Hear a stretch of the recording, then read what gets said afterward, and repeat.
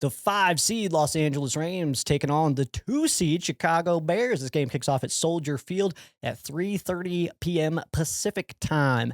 This game will be broadcast on NBC. Mike Tirico, Chris Collinsworth on the call. And from the sideline, who do we usually have on the sideline? Is it Pam on the sideline for Chris and Mike? I don't know why I didn't write it down. It's usually here, man. But also the ref for this game, we get Sean Hockley, and I feel like he's called our games very even. I didn't fully dive into our records with him, but I do remember plenty of games with him where it has felt pretty even. We've had a few groupings that have been rather harsh on the Rams, but now we're in the playoffs too, where they kind of get broken up. So this is not the regular crews that are all working together, but Sean Hockley, son of the absolutely jacked Ed, will be taking care of this one for you. Bettors, Rams are -3.5, -205 on the money line, and 48.5 on the over/under. So that means the books are putting this game roughly 27-23 in favor of the Rams. The money line of -205 is the second best odds of the weekend, behind only Seattle, who is -350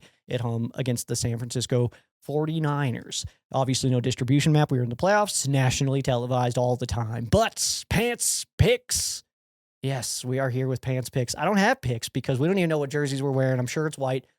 That's, we had a mix-up last week, by the way. They told us on Thursday that we were going to be wearing a white jersey with yellow pants, the Soul Pants.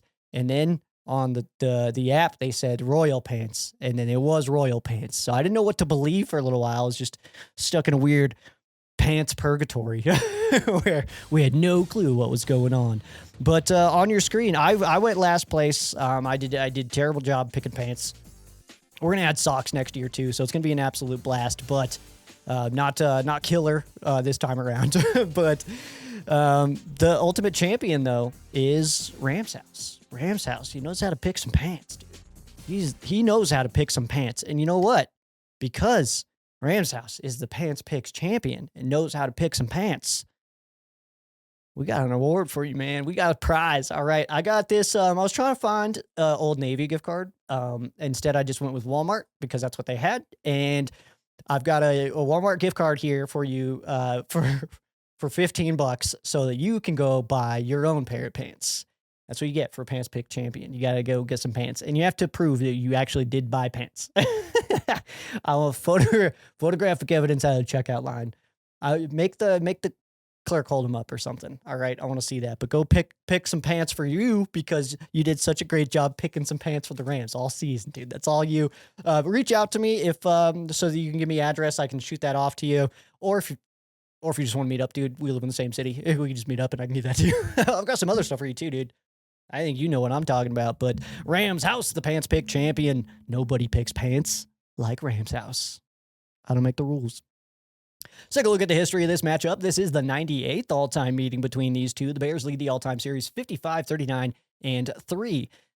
3 ties against the Bears is crazy. The only other team that we've tied with that many times is the 49ers, and we played them a billion times. So I found that stat rather interesting. This is the third playoff game for the Rams against the Bears. 1950, the Rams won that game 24-14, and then 1986. I don't know if you remember those Bears teams. They were decent. That was a 24-0 win by the Bears. The first ever game between these two, though. This series goes all the way back.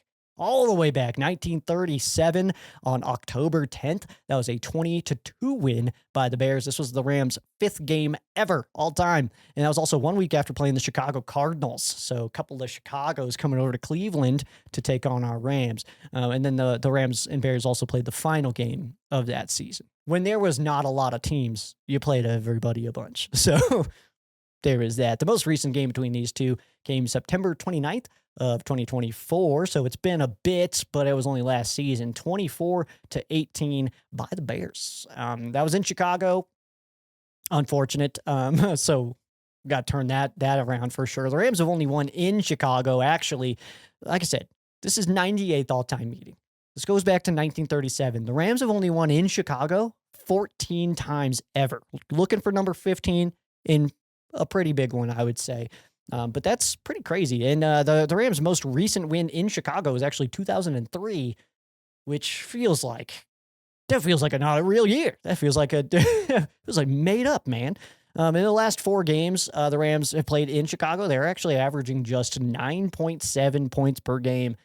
And Bears, obviously, much more than that. Rams have won 3 of the last 5 against the Chicago Bears, which is sweet. But all those wins, of course, coming at home, meaning that Sean McVay, since he has become the Rams head coach, has yet to win in Chicago. He is 0-2, looking to push that a little bit further into an even direction.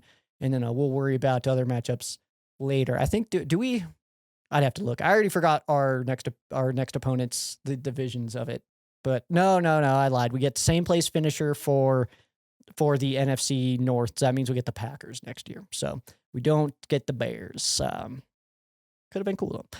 As far as a lot of the stuff that we're looking for in this game, on the Rams side, it is a finish is my word of the day. It's just finish the game. You gotta wrap these guys up. You gotta close them out because they are competitors and they do not quit until the final, until refs are like, hey, the game, go to the locker room. It's over. Like they're still trying to fight you. You know, they're still trying to score points on you. The best metaphor that I feel like I've come up with so far is like when your foot is on their throats, they're still punching you on the calf. You know what I mean? Like they just don't quit, man. So you really got to just really give it to them, man. You give them the business a little bit and just make sure that they don't come back on you, which is kind of interesting how this game has kind of unfolded as far as that storyline goes, because the Bears are a team that seem to be able to close it out at the very end, almost seemingly no matter what. And 7 games that they've won when they were down under 2 minutes to go in the fourth. I mean, that's an NFL record. That's absolutely insane. Where on the Rams side, feels like all year we've been talking about just close it out, and seems like we've allowed people to come back into games against us.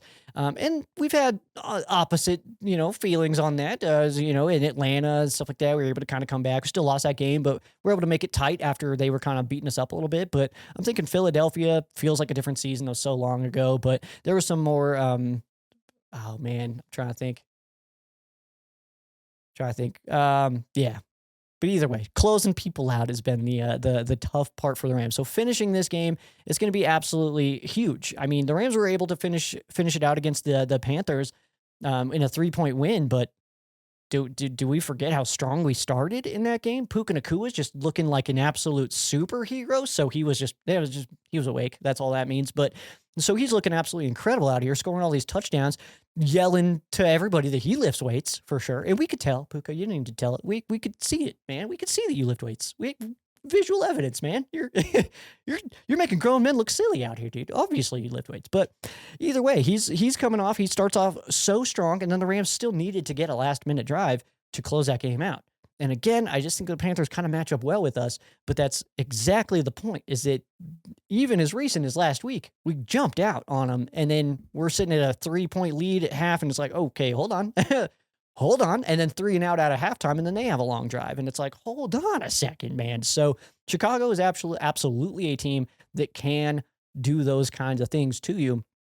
So closing this game out and finishing this game, no matter what the score is, pretend it's 0-0 still, or pretend you're down. I mean, if you have to pretend like you're down in this game by 10 points or something like that, just so that you get that energy going, block off the scoreboard, man. Don't even show us. Like, just keep playing. Just keep scoring, because they are going to try to get you in every single capacity that they possibly can. So you absolutely have to finish that. So, and this is also as far as you got last year.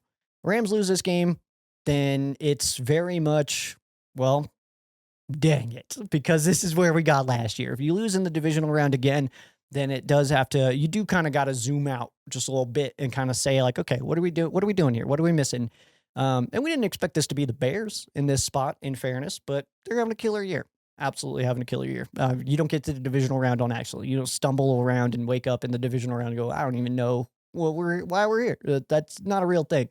So for the Rams to move past this game and to make it even to the NFC Championship game feels like it has to happen for this season to feel like a success. And that's crazy to think that we spent so many years being so bad, where in any capacity, it just felt like if we could be even in conversations for playoffs when the season's coming to a close, that feels pretty dang good. And now we're sitting at a spot where it's like, NFC Championship is minimum requirement. And realistically, let's go for a Super Bowl.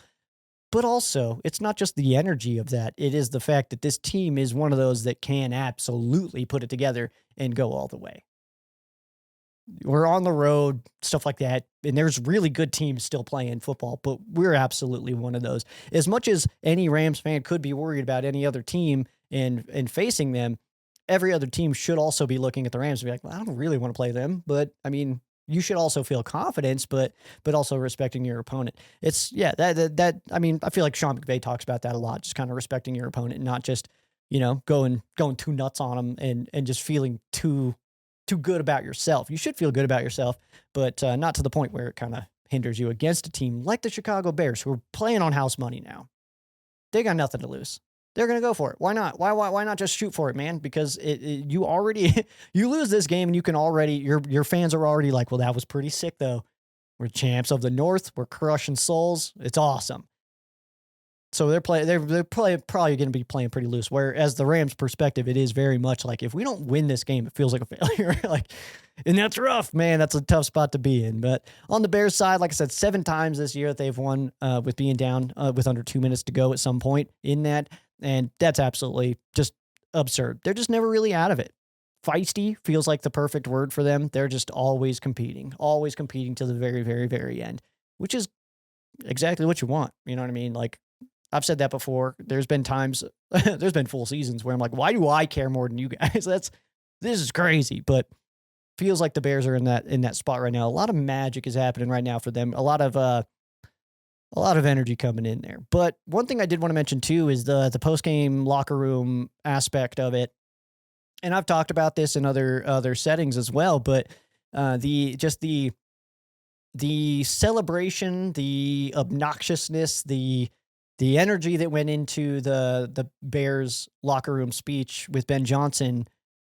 First of all, I think it's awesome.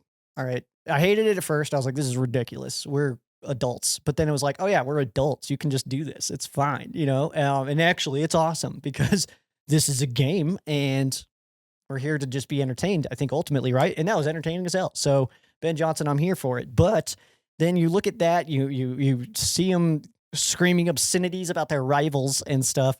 And then you look at the Rams, and even in the Sounds of the Game video that was released, I mean, Puka's not even off the field yet, and they're filming him, and he's like, next week, let's keep working. Like, we got it. It's ready to go next week. And that's all it is. And then you look at the locker room, and obviously they're chanting MVP and stuff like that because the M in MVP does stand for Matthew, but they're kind of chanting all that stuff and all that, but then it like quickly is like, hey, we got a game next week. Let's keep working. All right. This is like, you got to earn the right. I love that line that they're using throughout the playoffs is earn the right.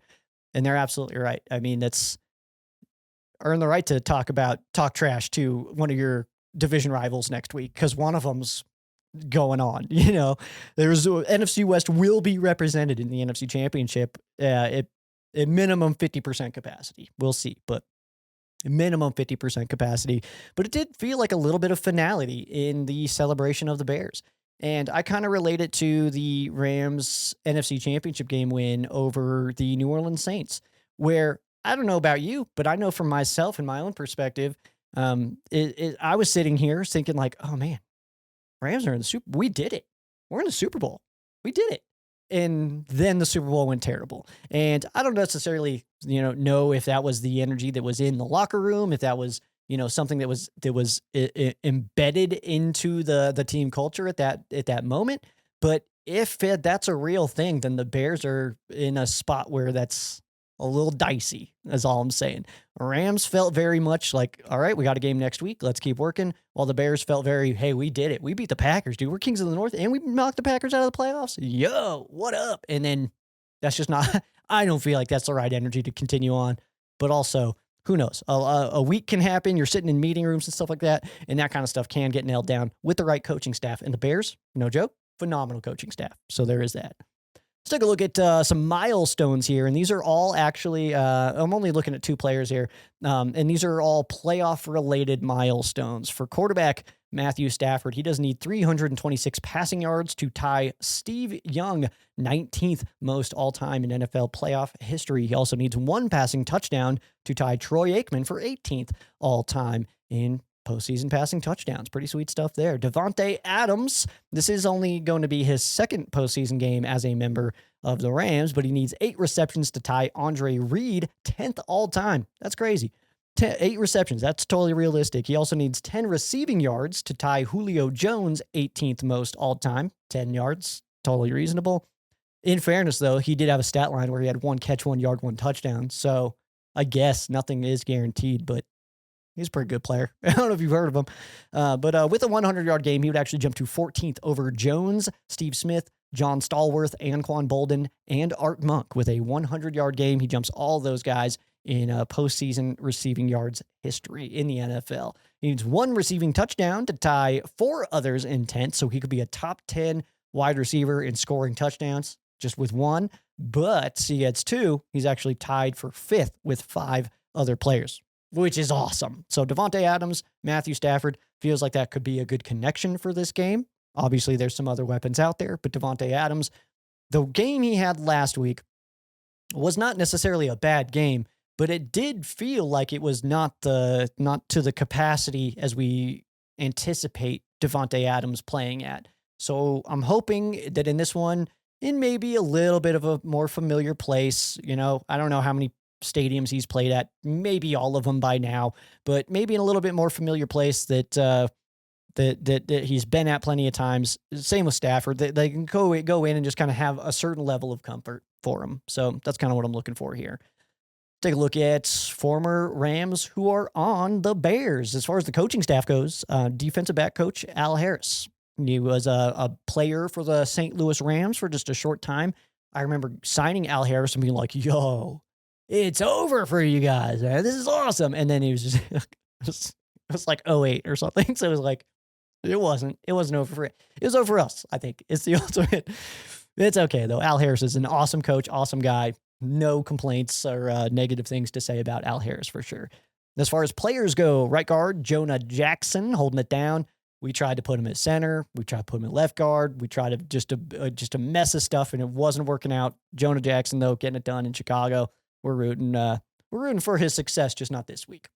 Quarterback, Case Keenum. Man, this guy's been everywhere, right? I almost feel like he's on every roster, just cause, I feel like if you look at all the depth charts all the way across the the NFL, Case Keenum's probably 3rd string quarterback on 7 teams right now. It just feels like a real thing. Kicker Cairo Santos has been absolutely on fire. He played for the Rams for a short time. I want to say 2018. That sounds right, that he played for the Rams in 2018 due to injury for Zurline for just a bit. And then defensive lineman Daniel Hardy. I didn't actually realize that he was on the Chicago Bears. I was looking at the roster and some stats, and it's like, is that the Daniel Hardy? And it turns out it is. Incredible fro, one of the best. I think Desjuan Johnson's fro maybe beats it, but fro off, dude? Are we about to have a fro off? That's pretty sick, actually. Pretty sick stuff. Let's go ahead and dive into the matchup here. We're looking at the Rams offense going against that Bears defense. Rams are rocking with the number 2 offense in the league, putting up over 400 yards a game, while the Bears defense is 27th in total yards, passing the rock first units for the Rams, going against the 22nd ranked defense for the Bears. You also got the 7th ranked rushing unit for the Rams offense, 27th for that Bears defense. Points being put up, 30.5 for the Rams. That's absolutely incredible. More points than anybody this year. And the Bears give up about 24.5. That's 23rd. Third down, Rams almost doing 40. That's about middle of the road there. And the Bears give up a little over 40. That's 22nd in the NFL. So one thing about the Bears and the numbers, obviously, these are regular season numbers. They don't include last week. But one thing that kind of jumps out to you is it is, I think the ultimate way to describe the Bears defense is feast or famine. These guys can turn the ball over in bunches, and they can ruin your day. Or you can just torch them and just go off. It's not that I think that Jordan Love is necessarily a bad quarterback. I don't believe that. But I do think that Matthew Stafford is a better quarterback. And if Jordan Love can do what he did to the Bears last week with, able to score some touchdowns, didn't turn the ball over, I think he did a very good job.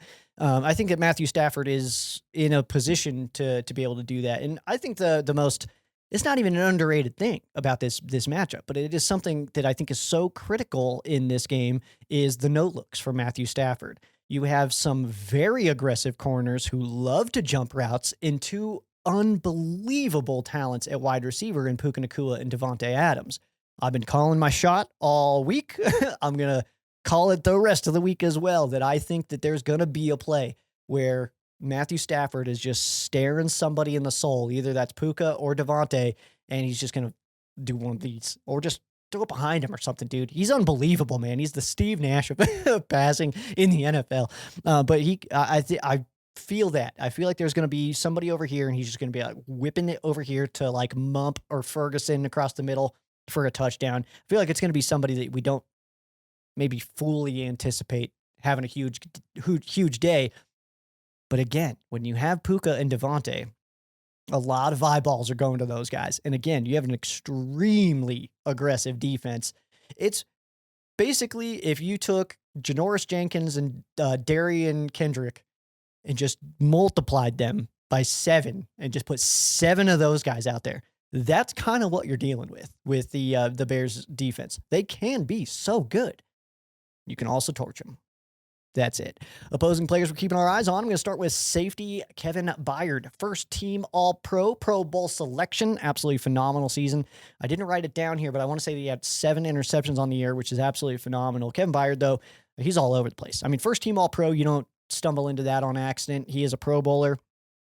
Just one of those seasons, man. Just absolutely phenomenal player. Phenomenal talent. I mean, I don't know. I don't want to get too positive here on the Bears, but I mean, Kevin Byard's one of those guys that I mean, if I had to pick one player from the Bears to bring over here, I'd be like, maybe that guy. Maybe bring over Byard. Next up, we're going to go with defensive lineman Montez Sweat. He's got 10 sacks on the year. His stats didn't necessarily explode last week, but did get a game ball though. I think that Ben Johnson kind of acknowledged the fact that he was just all in the backfield the whole day.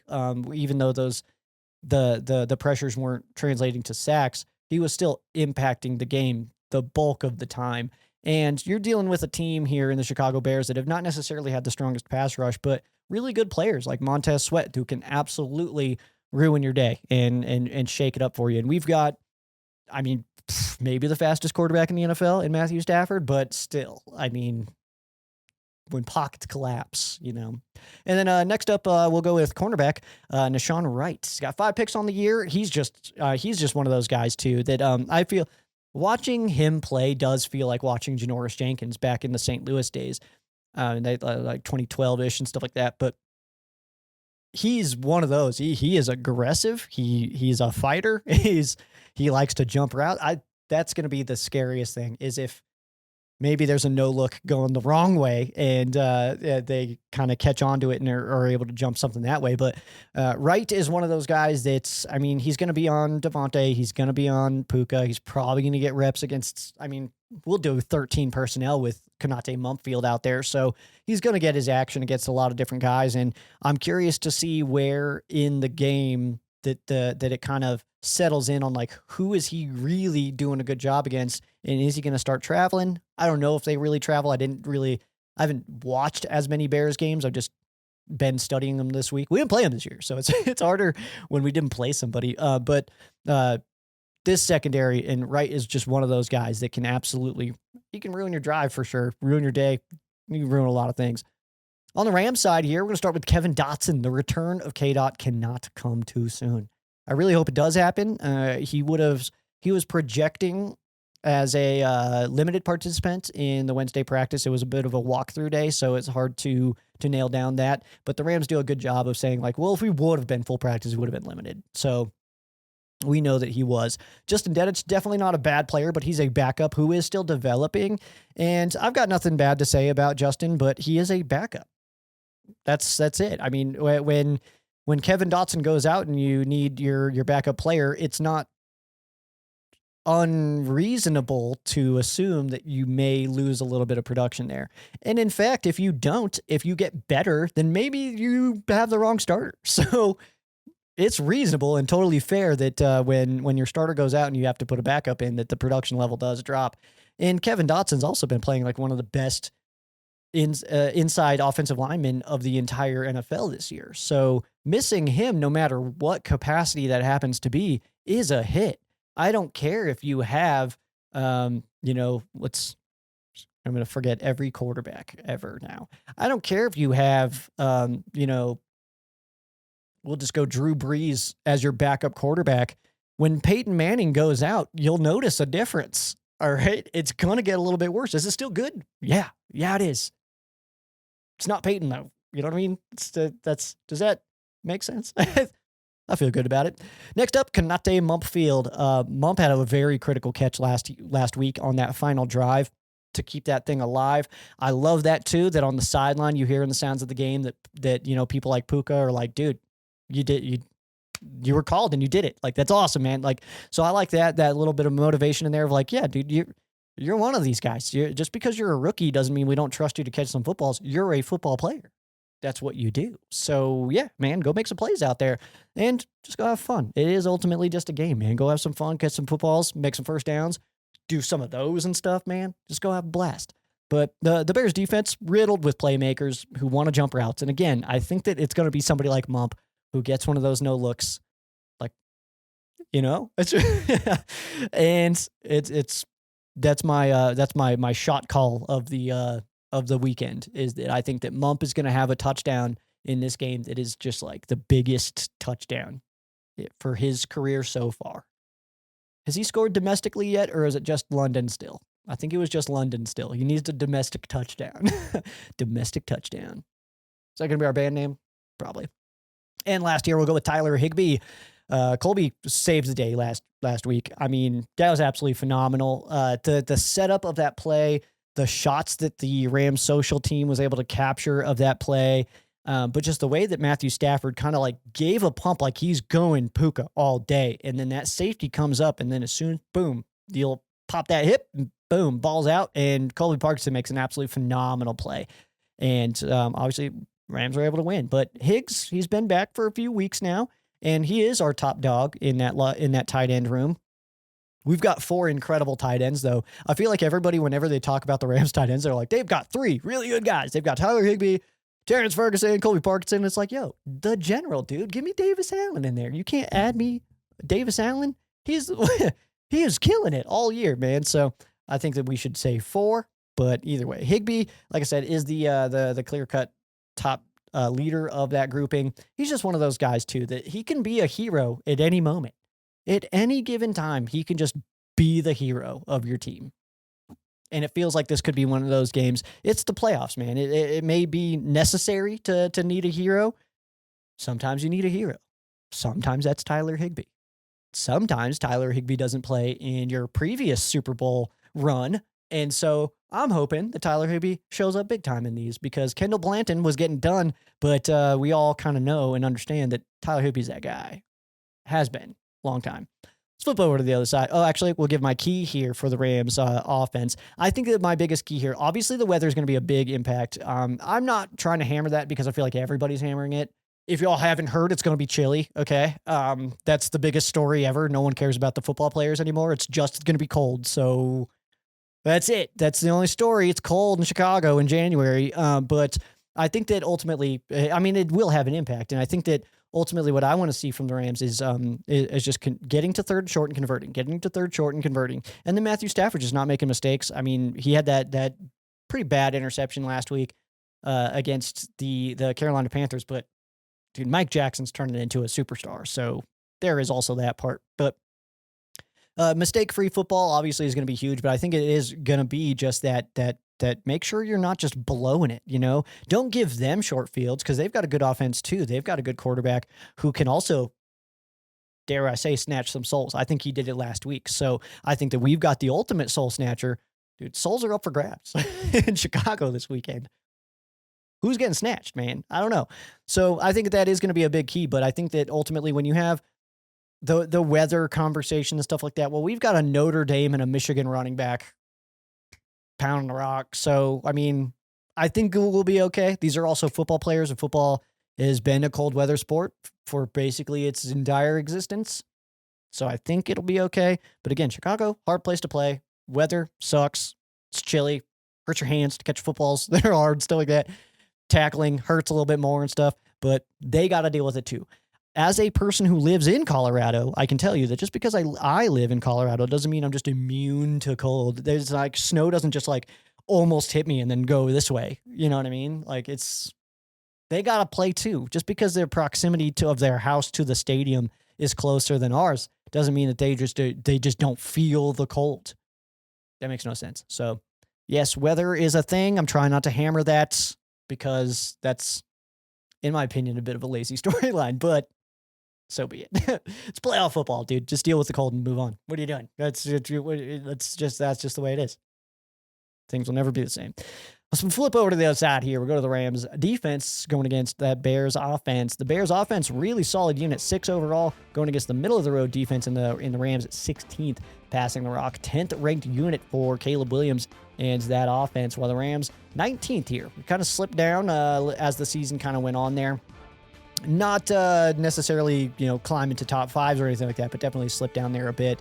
Rushing the ball. This is where the Bears can absolutely do some damage, as they are the 3rd best running team in the NFL this season, and the Rams 12th against the run. Actually, that did increase as the season went on as well. Average points being put up almost 30 for that Bears offense. That's 9th, and the Rams give up over 20. That is 10th. 42.7 on third down. That's 7th in the league, and the Rams give up 36.3 and tied for 7th. So obviously what we're looking at as far as the Bears offense goes, they've got their 2-headed running back monster in Swift and Manungai, 2 absolutely phenomenal players, obviously. So Manungai being a bit of that almost Rams-ish kind of vibe as far as like the draft pick goes. He's a rookie out of I think is the 5th round, and does absolutely phenomenal. So it's got some Rams energy to it as far as just being able to sneak up some sweet late round picks. But obviously this Bears offense, I think that they're just efficient and just they're not overly flashy. They did some flashy things last week. Caleb Williams hitting that ball. Also though, I'll mention this.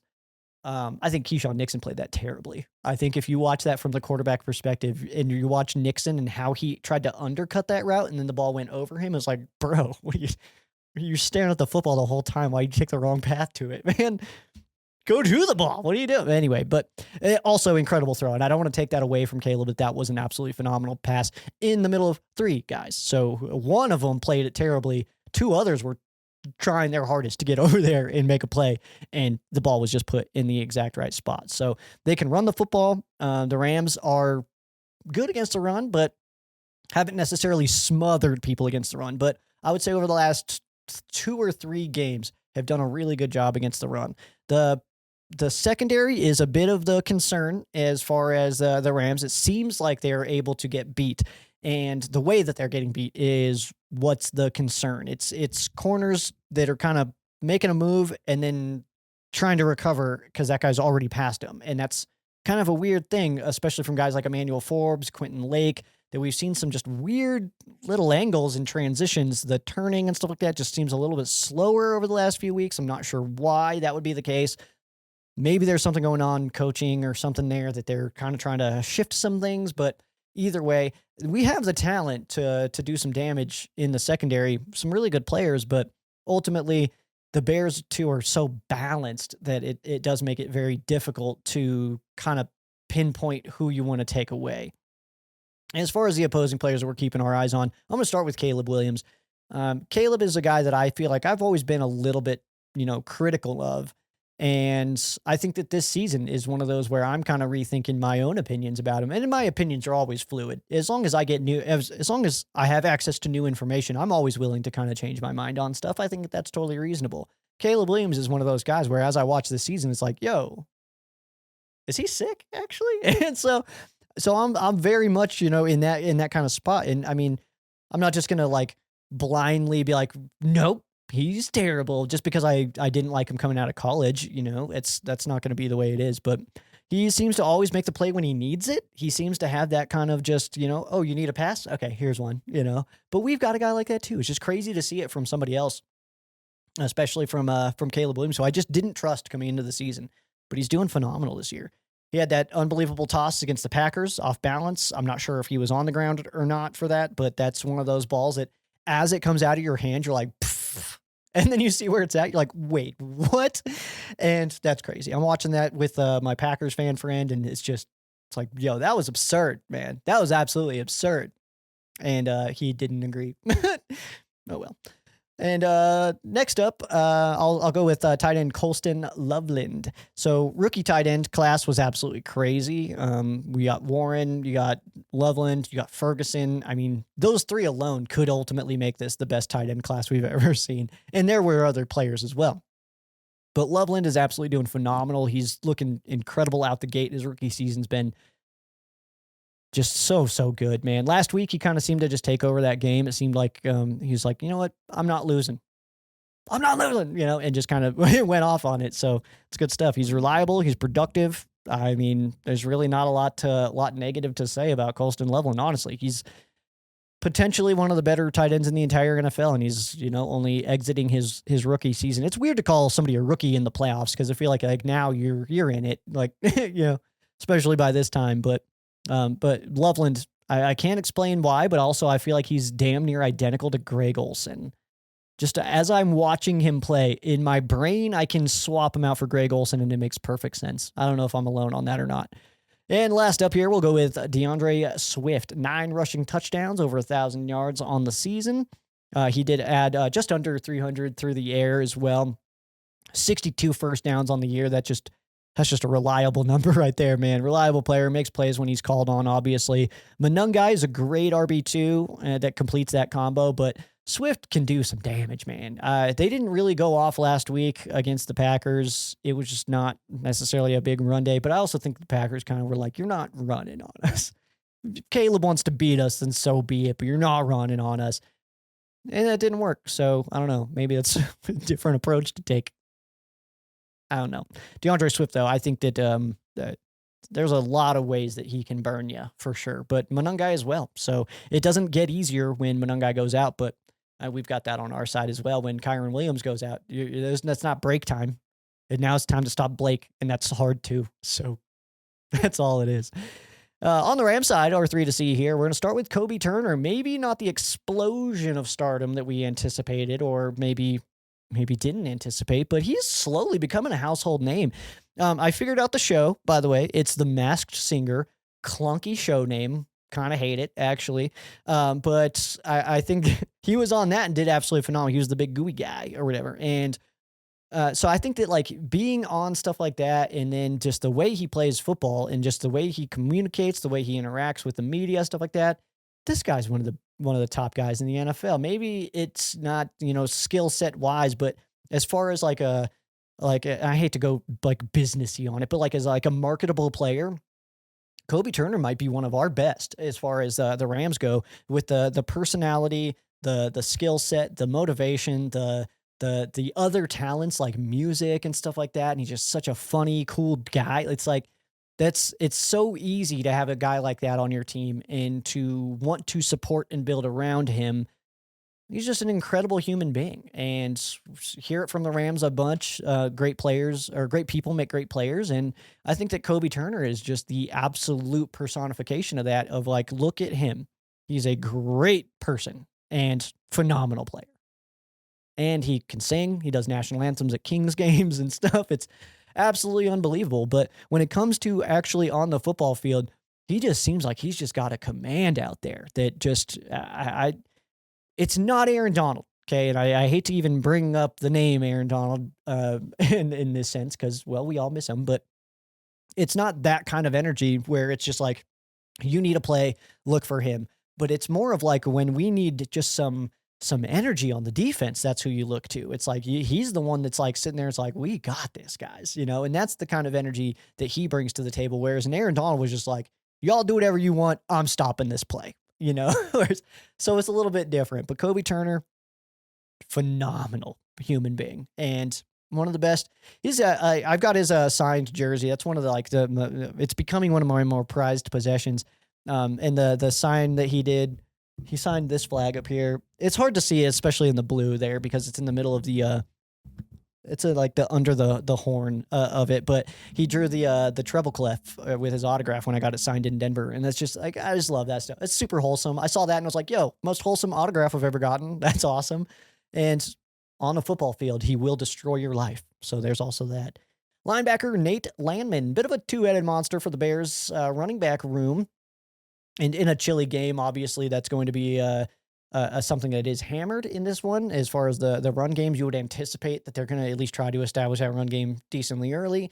But Nate Landman, also Puna Ford, we always kind of tag those two together, that they were brought in here to help the Rams' run defense. And, well, these are the kind of games that you need a good run defense for. And, in fact, just a year ago, divisional round in a cold place against a crazy fan base that the Rams were not able to stop the run. And we can say what we want about that final drive and Jalen Carter getting past Bo Limmer and causing those 2 last incompletions on the season. But ultimately, too, I kind of look at that game and say that Saquon run is really what got us. That was the moment there where it was like, that's tough, man. Like, we had him where we wanted him, and then Saquon breaks off that big run. He's hitting himself in the head.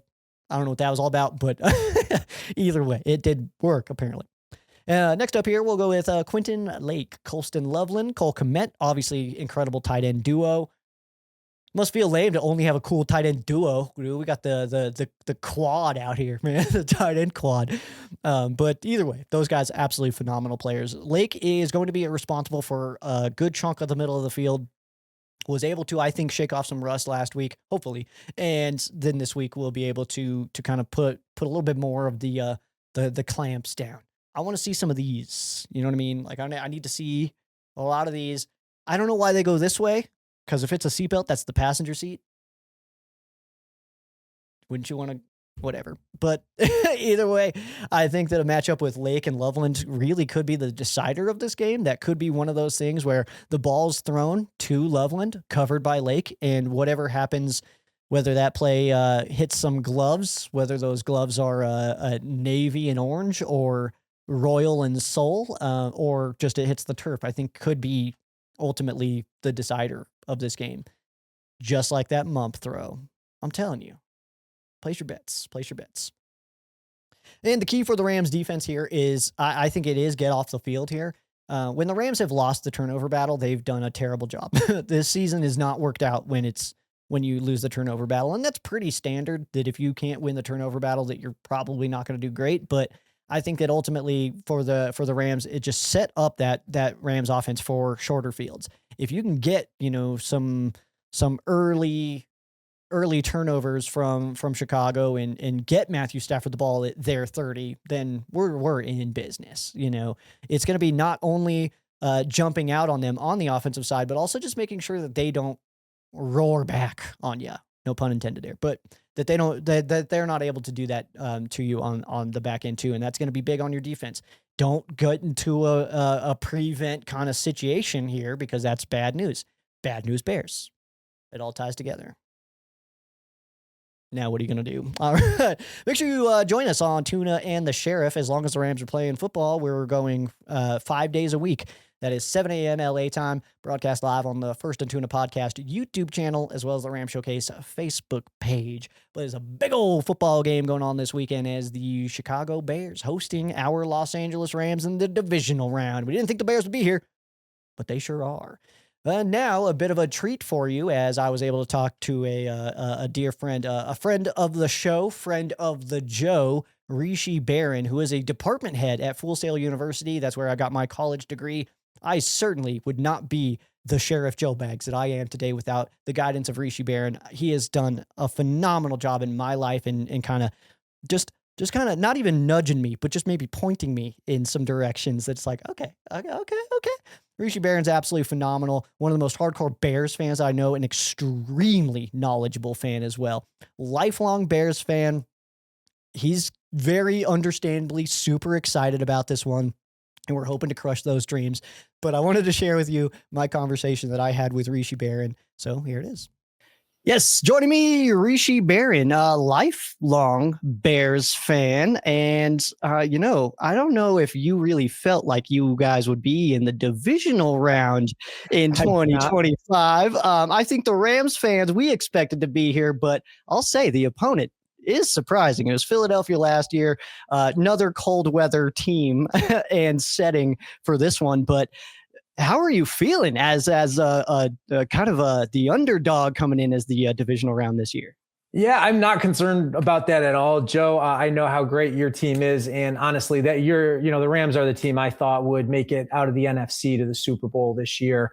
And I know it hasn't been quite as pretty toward the end of the season, but I still think that you guys are the team in my mind to be in the NFC, even though you got to go on the road. Obviously, Seattle with home field advantage throughout, and the way their defense is played is challenging, but I feel great. I'm not concerned about it. I just, after beating the Packers last week, that was just such a breakthrough moment for our fan base. I've never seen the Bears win a Super Bowl. I've seen us go to a Super Bowl. So I was born before, the run in '85, but I didn't watch games until slightly after that. So this is all kind of fun territory for me. And after beating the Packers like that last week, it's all house money from here on out. I think we got a shot against the Rams. I think the home field advantage is going to play in, and you can never count the Bears out.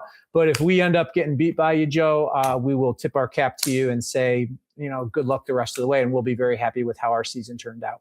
I can confidently say that is also on the other side. If the Bears do pull out this win, it just kind of feels like the Rams in this season. It kind of just getting to this point was the minimum requirement. And from the Bears' perspective, it's kind of interesting to see that. I don't know. I mean, I didn't pick the Bears to win that division or anything. I didn't have them as a playoff team, and not necessarily that I thought that they were a bad team. I just kind of felt like it would take Ben Johnson maybe a few more years to kind of build that culture up. So can you kind of explain like what really happened there with Ben Johnson? Like, was it really that big of an impact, or do you think that this is potentially a bit of a one-off season for the Bears? No, I think this is the one time in my lifetime. Now, I'm not going to say I haven't felt this way before. When we went to the Super Bowl back, 2005, 2006, around then, I thought we were going to be ready for a dynasty there, and that didn't happen. And then 2018 with Matt Nagy, his first year coach of the year, that was a really fun season. I thought that would be. So I'm not going to say I haven't felt this way before, but Ben Johnson just has a sustainability to him. He's just such a mastermind on offense. I know you can relate to that. His coaching staff is fantastic. Great hire with Dennis Allen as defensive coordinator, who's almost like kind of the defensive head coach per se. And then guys like Antoine Randall, Al Harris, really young offensive coordinator in Declan Doyle, so many other guys that have done it. JT Barrett, the quarterback's coach. I could go on and on and on about the coaching staff. But Johnson, I mean, there are a couple of really cool stories. I don't know if you caught them that came out over really the last 7 days. A couple of things that he has done. He has just, you mentioned the word culture, and that's exactly what he's done. He's instilled this culture of belief in winning. And obviously when you start winning games, it starts to hit home a little bit more. But he was hardcore from the beginning. He's been consistent in how he treats the players and his approach from day one. He made it challenging, but he let them know that he cared about them. And the two stories I was referring to is number one, he showed in training camp video to the Bears of the New England Patriots comeback in the Super Bowl 28-3 against the Falcons. And he has two players on the team that participated in that game, Joe Tuna on the winning side and Grady Jarrett on the losing side. And he showed that way back in training camp. And when they were down big against the Packers at halftime this past week, he referred to that speech at halftime and said, remember 28-3. And there's something about that, having that instilled. And one for this week for you too. This, I think, just came out today that Johnson, or some of the players I think may have mentioned this, I can't remember who, Johnson has been making the players practice outside in the cold with no heat for the entirety of when it's been cold in Chicago. So they didn't like it very much at first, but that's going to prepare them for our game on Sunday. So little things like that add up. And then that belief, once what he's doing started working, everybody bought in, and that's why we're here right now. I mean, there's no argument there against it working, because the Bears have 7 wins where they were trailing at one point under 2 minutes to go. NFL record. That is absolutely absurd. I know you've been through plenty of agonizing games, both on the winning end and a losing end as your time as a Rams fan. But can you imagine what the season's been like watching these games? It's not always fun, Joe. I mean, it's crazy what has happened in the season. Sometimes you almost have to think back, like, oh, what was the sixth one? What was the seventh one? But the way that they've done it week in, week out, and what we really thought, a lot of people, I think, the people that cover the team and fans like me, I think we thought that at some point, this falling behind in these games, it's going to run out on you probably in the playoffs. And that's where we were last week. But you know what? It ain't done yet. And part of it is because they have that confidence that no matter what situation they're in, they have a chance. Now, I don't know, a winning formula against you on Sunday. I think really a really important thing would be to do what they haven't done much lately, and that's jump out to a lead and look great on the first couple of offensive series. If they can do that and get you guys thinking about the cold a little bit, I think that's the way they can win this game. They haven't run the ball as well as they had the last few weeks, but they certainly have the pieces in place to do it. The best game in my mind they played all year was against the Eagles at Philly, and they had a master game plan. They ran the ball down the Eagles' throats, much like you have. They had an excellent defensive line, and they made them look silly. So I'm hoping that's what we get on Sunday. I know that won't be easy, though. Yeah, it's so tough. I mean, and to think about it too, from the Rams' perspective, going against a team who has been able to pull out late wins like that, is the Rams. A lot of our losses have been, kind of failing to close it out at the very end. Philadelphia, we're up on them. I know that's a long time ago in September now, which feels like it might as well be a different season. But it seems like the Rams' issue this season has been closing teams out, while the Bears have done a very good job of staying in the games. And I kind of used the metaphor on one of my shows this week of like the Bears are that team that when your heel is on their throat, they're still punching you in the shin. Like they're still trying anything, right? Like, and you have to wait until the game is absolutely over. So it's almost a perfect little clash here. It should be fun. I think it will be. Who's going to be able to, are the Rams going to be able to push that down and keep the Bears? Like if they have a lead, then to kind of hold them back, or are the Bears going to be able to do what they've done most of the year and turn it around and come back on them, just like last week, which is a game I do want to talk about because I mean, I was sitting there with one of my best friends who's a massive Packers fan, and last day it was just very uncomfortable. Condolences.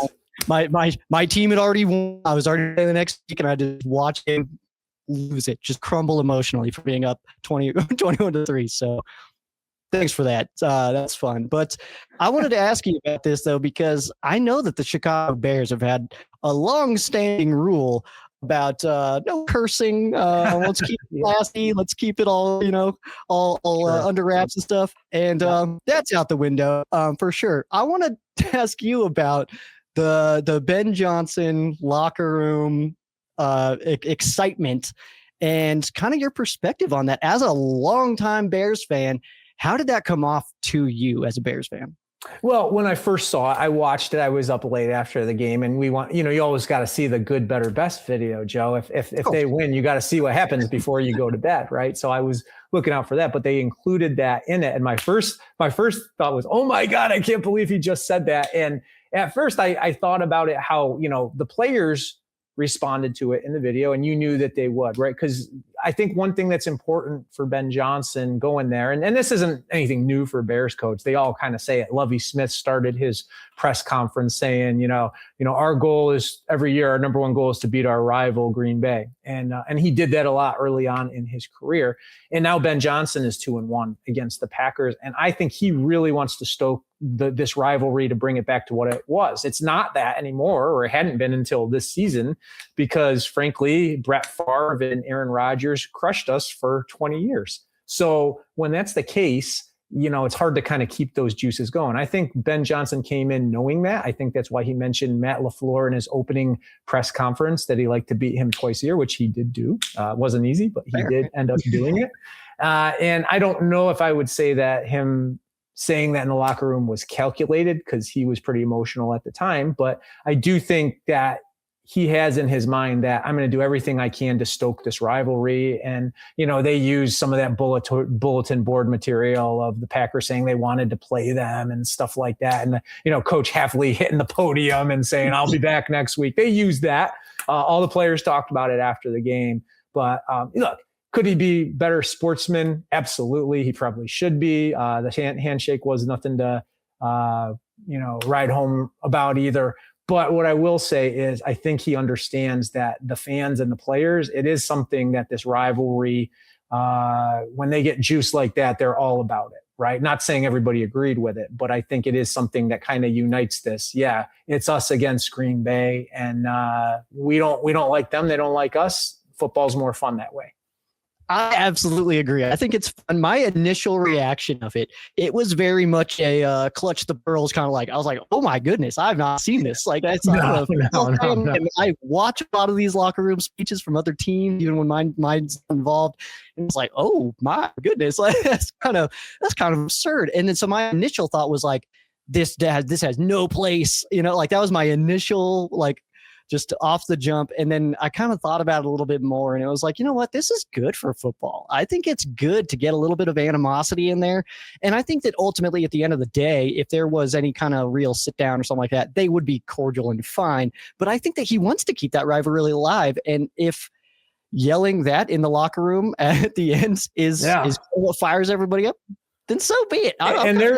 There's a picture that's gone around of Matt Eberflus, our former coach before Johnson, and he and Matt LaFleur sitting at, I think it was a Chicago Bulls game, sitting with each other, eating popcorn, having fun. And that just rubs people the wrong way. So I think that fire, stoking the rivalry is good. The thing that's really interesting to me is the two big questions about Ben Johnson coming into this year were, number one, can he be a leader of men? He had kind of this reputation of being not someone who was great at talking to the media. You see him on the sideline during the games. Even this year, he just has that kind of blank face.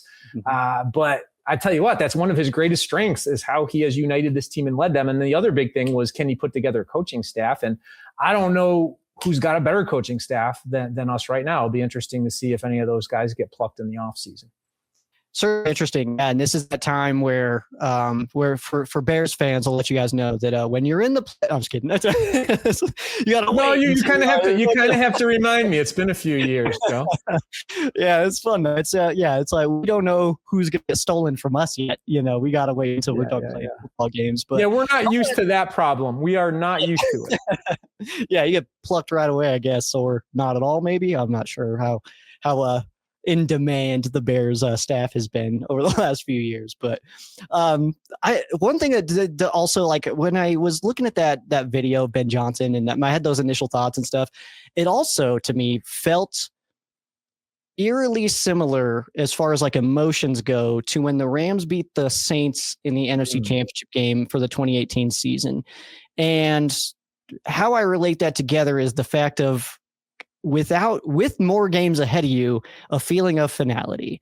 And that's kind of how I took that, was very much the Bears did it. They did what they came in to do, which was make the playoffs and knock the Packers out. And then right after that, just for comparison, because I had already seen it, but I go back to watching the Rams post-game locker room speech. And it's very, hey, we did awesome. We held it down. Another one next week. Let's go. Let's get ready. And then you see, like, you go like looking back and they're celebrating and all this, and then we have very much like, all right, time to get to work. We don't know who we're playing next week. Let's. And so from your perspective, do you think that that's a real thing at all, that the Bears maybe have peaked this season, even though they're a great football team this year? Caleb's looking absolutely phenomenal. That defense, if they're getting turnovers, they're unbelievable. But is there anything to that? Do you think that like the Bears have done it this year and that it might be done? Well, that's a good question, because we won't know until they take the field on Sunday. But I will tell you who you could tell after the game was not satisfied, and that's Caleb Williams, right?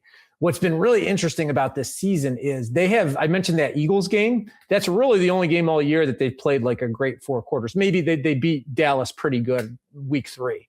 Other than that, there's always been something. Like, there's been a bad quarter, usually at the beginning of games, but once in a while, 3rd quarter, 4th quarter. And that's what's scary about this team, is they have not reached their potential yet. They have so much untapped potential. Caleb will miss some throws. People will drop passes. There have been so many mistakes that have happened during this season. And while things like penalties have gone down lately, and that's really helped them, the fact is they haven't tapped into everything that they have yet. And Caleb seems super motivated going into this game. And, you mentioned the kind of the finality of, okay, you did it. Are you going to be kind of satisfied with that? I think it's kind of the opposite for them. It's almost like the big dragon is slayed now, and now we can be free and just play and not be worrying about the pressure and all that. And then the other thing is they're getting some guys back. They've had I think they're the most injured team in the league in terms of players missing games. And they got a guy back this past week. He didn't play for a bit in the start of the game. I think they were saving him for the fourth quarter. I remember I mentioned him to you the last time that we spoke last season.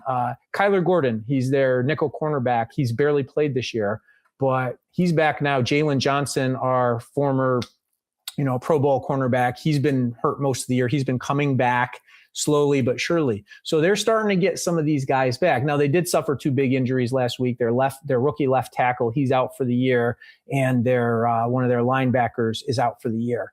But they had so many guys who filled in and played that the 2 guys that are going to step in, DeMarco Jackson at linebacker and Theo Benedict, who you may remember from Hard Knocks as the Canadian Eagle, who stripped down to his underwear. He's going to be our starting left tackle this week. And I think that's really an area of concern for us because I know you have excellent defensive ends and excellent pass rush. So, but where I'm getting with all this is they're somewhat healthier than they've been most of the season. And Caleb Williams is not satisfied. There's still some meat left on the bone. So I don't know if they'll put it together on Sunday, but that leaves me to think that they have a chance in this game.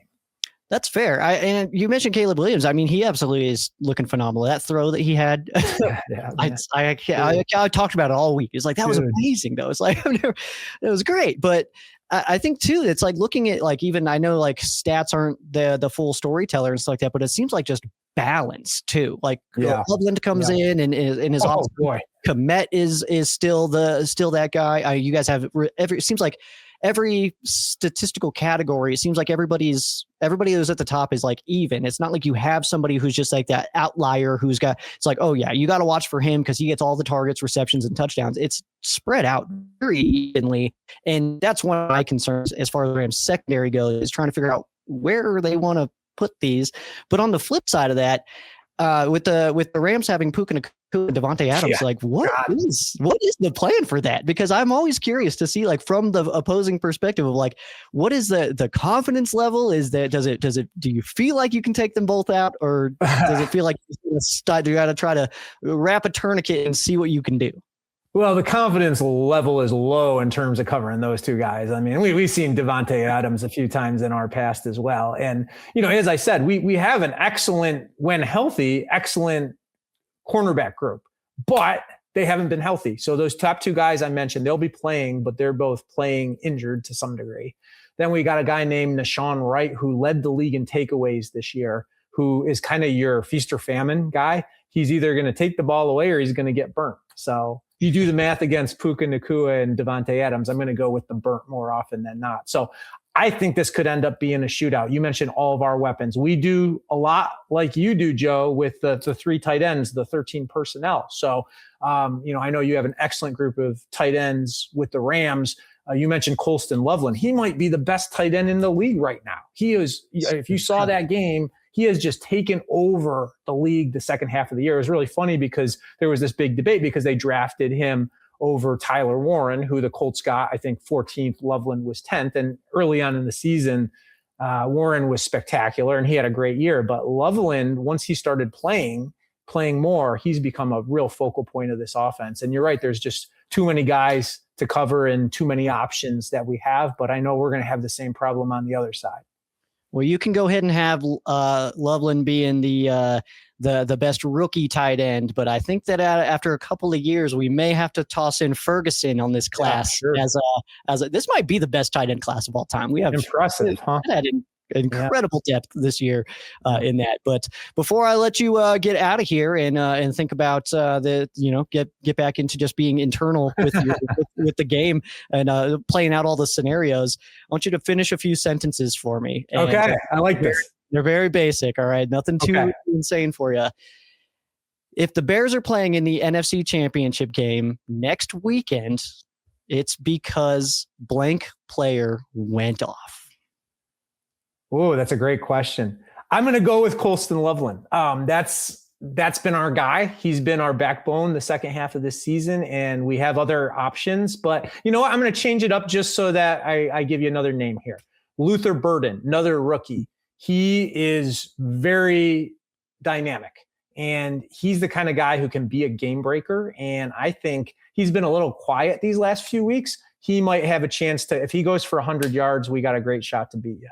All right. And if the Rams are playing in the NFC Championship game next week, who went off?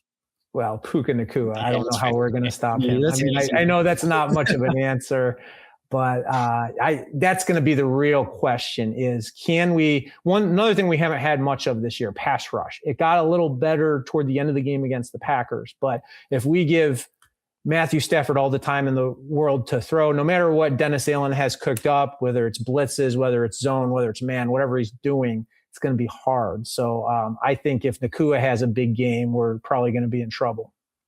And he can do it at any moment, which is so scary. And then when you try to take him out, Devontae Adams just takes over again. Sure. So it's I don't know.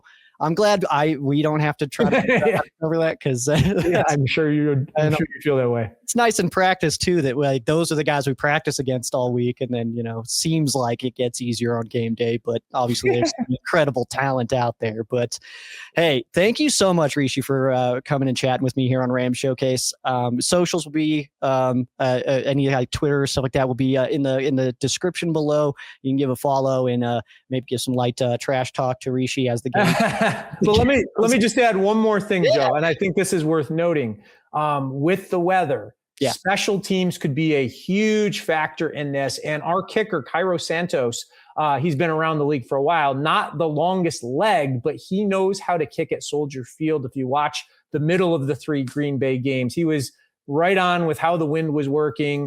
He has these dirty kickoffs that he goes with. Our special teams have been pretty good the last few weeks after maybe not being quite as good early in the year. So watch out for the special teams. If this one is close, I think if it's a close game, I like our chances. If you guys get out to a big lead, it's going to be hard.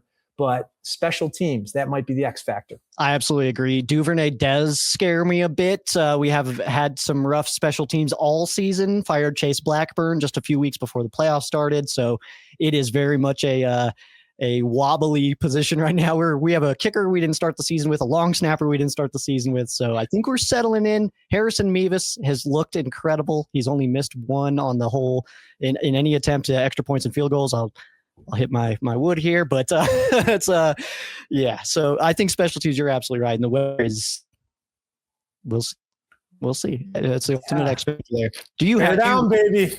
Want to give me a score prediction, or do you want to leave that out? Yeah, I'm going to do it. And the only reason I'm going to do it is to jinx you. So I have been I said I was going to pick against the Bears all postseason. It worked last week. I'm going to go with Rams 31, Bears 27, which was similar to what the score was against Green Bay last week. So Rams 31, Bears 27. Okay. Perfect. I'll piggyback on that pick. I'll just I'll just take that too, and I feel good about it. Sounds good. Rishi, thank you so much for joining me again, and hey, good luck to your boys this weekend. If they move on, all the best the rest of the way as well. Thank you, Joe. This jersey I wore for the first time. I just got it for Christmas. I wore it during the Green Bay game last week, so I'm wearing it again. So you're in trouble, man. I'll have to make some phone calls. I'm going to try to steal that something. Thanks again, Rishi. Thanks, Joe.